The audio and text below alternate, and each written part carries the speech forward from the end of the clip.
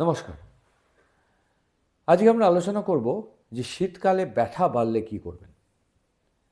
যাদের chronic spondylitis আছে বা বাত আছে, আপনারা সবাই জানেন এই শীতে সেই ব্যথাগুলো অনেক বাড়ে। ব্যথা বাড়লে একটা ন্যাচারাল টেন্ডেন্সি হয় যে বসে যাওয়ার, কম চলাফেরা করার, কম কাজ করার।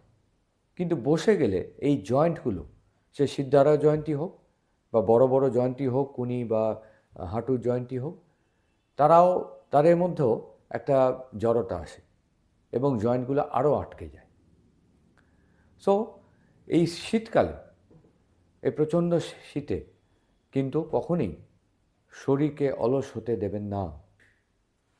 ব্যথা বাড়লে যেটা করতে হবে সেটা হচ্ছে একটু গরম সেঁক নিতে হবে। আমি পিঠের কথাই বলি, যখন স্পন্ডিলাইটিস থাকে যাদের, শীতকালে যখন ব্যথা বাড়ে তখন নিয়মিত গরম সেঁক নেওয়া উচিত। গরম সেঁক আপনারা হট ব্যাগ দিয়ে নিতে পারেন, অথবা হিট প্যাড কিনতে পাওয়া যায়, ইলেকট্রিক্যাল প্যাড। সেই প্যাডটা পিঠে লাগিয়ে মিনিট 15 একটু সেঁক দিলে আরাম হয়। দিনে দুবেলা নিতে পারলে ভালো, না হলে দিনে একবার নিতে পারলে ভালো।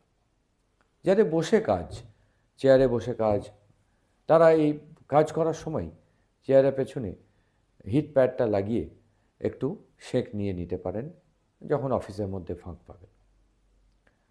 আর কি করতে হবে? গরম জলে স্নান করতে হবে অবশ্যই, এবং শরীরটাকে গরম রাখার জন্য এই নিয়মিত এক্সারসাইজ করতে হবে। সেগুলো বেশিরভাগ ফ্রি হ্যান্ড। জিমে যাদের যাওয়ার অভ্যেস নেই তারা শীতকালে হঠাৎ করে জিমে জয়েন করবেন না। এবং ব্রিস্ক হাঁটার মতো ভালো জয়েন্টের ব্যায়াম আর কিছু নেই।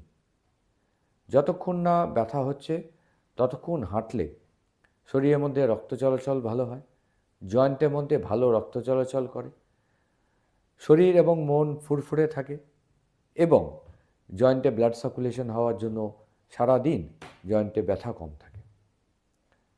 তো আবার পরিশেষে বলি, শীতকালে ভালো করে গরম সেঁক নেবেন, এক্সারসাইজ মানে লাইট এক্সারসাইজের মাত্রা বাড়িয়ে দেবেন, এবং কখনই শরীরটাকে বা জয়েন্টগুলোকে তাদের মধ্যে জড়তা আনতে দেবেন না। দেখবেন এতে আপনারা অনেক ভালো থাকবেন। নমস্কার।